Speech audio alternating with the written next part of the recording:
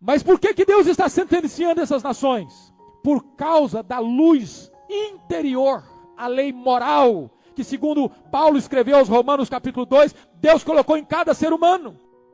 Não é preciso ser evangélico, não é preciso ser convertido para ter responsabilidade moral diante de Deus.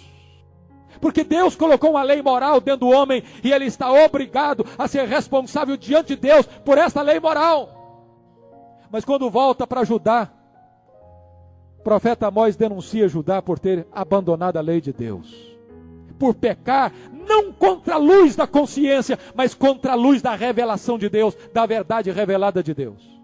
De tal maneira que, quando o povo de Deus peca, ele peca duplamente. Ele peca contra a luz da consciência e ele peca contra a luz da verdade revelada de Deus. Ele é duplamente culpado. Mas se você perceber, irmão, um problema mais grave da questão moral é que aqueles que deveriam fiscalizar as leis, fazer cumprir as leis, eram aqueles que maquinavam. Você viu no jornal de ontem a denúncia lá em Curitiba daqueles policiais que vão assaltar os carros. Quando a população espera que o policial esteja na rua para proteger o seu patrimônio e a sua vida, eram eles que estavam roubando. Olha o que está acontecendo em Israel. Capítulo 2, versículo 6. Assim diz o Senhor: por 3 transgressões de Israel e por 4 não sustarei o castigo, porque os juízes vendem o justo por dinheiro e condenam o necessitado por causa de um par de sandálias. Capítulo 2, versículo 6. Que coisa triste, quando o poder judiciário está corrompido, levedado pelo veneno da corrupção, e não mais aplica a justiça, não mais fiscaliza o cumprimento das leis, e não mais é agente da justiça, pelo contrário, foi comprado, subornado para corromper e ser corrompido. Mas vamos ver a situação espiritual. O sistema de adoração em Israel estava totalmente corrompido. Eles estavam adorando um bezerro de ouro. Eles tinham profetas de conveniência e tinham sacerdotes que zelavam para que ninguém falasse nada que contrariasse os interesses do rei. Se você pensar que a religião lá era uma religião apagada, sem vigor, sem entusiasmo, sem liturgias pomposas, você está equivocado.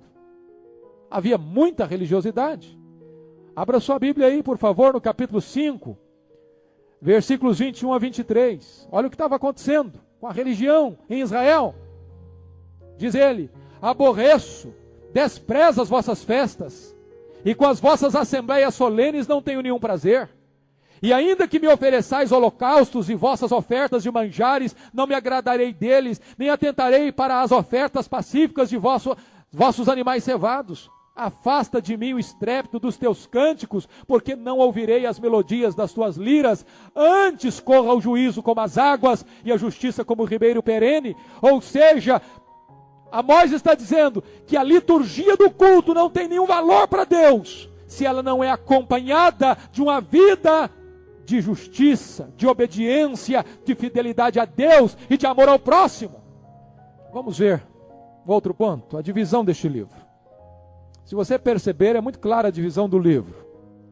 Capítulo 1 e 2 do livro de Amós é uma mensagem de advertência de Deus, de juízo de Deus às nações vizinhas, a Judá e a Israel. Você percebe a pedagogia de Amós. Amós era um homem que, embora pastor, mas entendia de comunicação. Porque ele não começa atacando Israel, ele começa atacando os inimigos de Israel.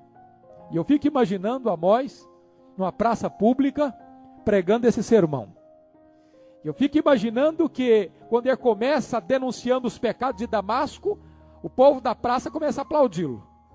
Quando ele começa a denunciar os pecados dos filisteus, o povo dá gritos de alegria. Quando ele começa a anunciar o fogo de Deus sobre Edom, sobre Amon, sobre Moabe, o povo diz: amém, irmão, continua. Mas de repente ele emboca a trombeta sobre Judá, e os israelitas começam a tremer, e ele deixa a conclusão do seu sermão para Israel, e ele foca em Israel, e ele toca a trombeta em Israel, e denuncia de maneira tremenda radical, abrupta e fortíssima os descalabros e as iniquidades de Israel. Então ele vai de fora para dentro. E ele culmina esta mensagem aqui em Israel. Então os 2 primeiros capítulos tratam dessa matéria. Capítulo 3, 4, 5 e 6 são discursos de Amós, tratando de pecados específicos de Israel.